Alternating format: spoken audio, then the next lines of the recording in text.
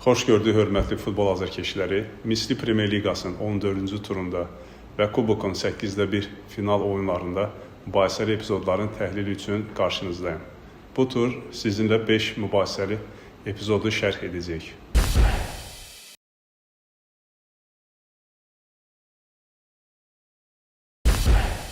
Zirə komandası rəqibin qapısına qol vurur və hakim qolu qeydə alır. VAR epizodu yoxladıkdan sonra qoldan öncə topun meydanı tərk etdiyini müəyyən edir və bu barədə hakimə məlumat verir.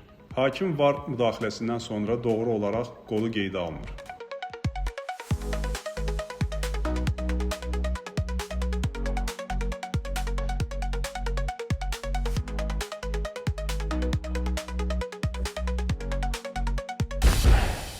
Neftçi komandası rəqibin qapısına qol vurur və hakim qolu qeydə alır. VAR epizodu yoxladıkdan sonra məlum olur ki, Neftçinin futbolçusu qolu vuran zaman oyundankənar vəziyyətdə idi. Bu səbəbdən hakim qolu doğru olaraq qeydə almır.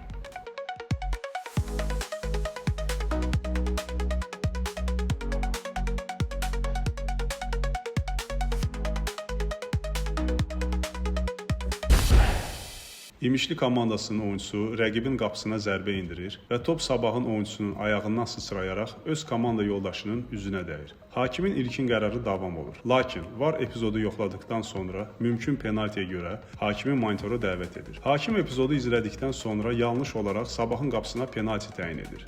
Hakimlər Komitəsi bu epizodu yanlış qərar olduğunu təsdiq edir. Bu epizodda oyunçu topa oynayan zaman və ya topa blok edən zaman top qısa məsafədən öz komanda yoldaşının əlinə toxunarsa, əllə oyun kimi qiymətləndirilmir.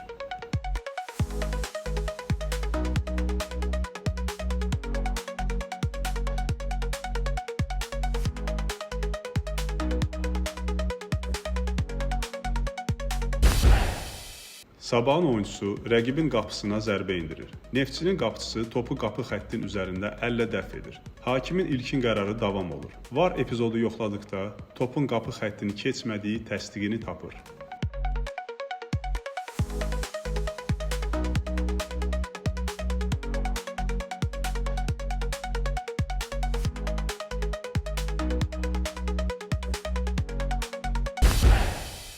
Sumqayıtın oyuncusu topa başla oynadıkdan sonra top onun qoluna dəyir.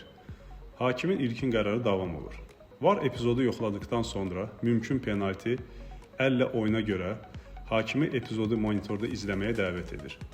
Hakim epizodu izlədikdən sonra yanlış olaraq Sumqayıtın qapısına penalti təyin edir. Hakimlər Komitəsi penaltini yanlış qərar olduğunu təsdiq edir. Qaydalar deyir ki, oyunçu topa oynadıkdan sonra top onun əlinə toxunarsa, bu əllə oyun kimi qiymətləndirilmir.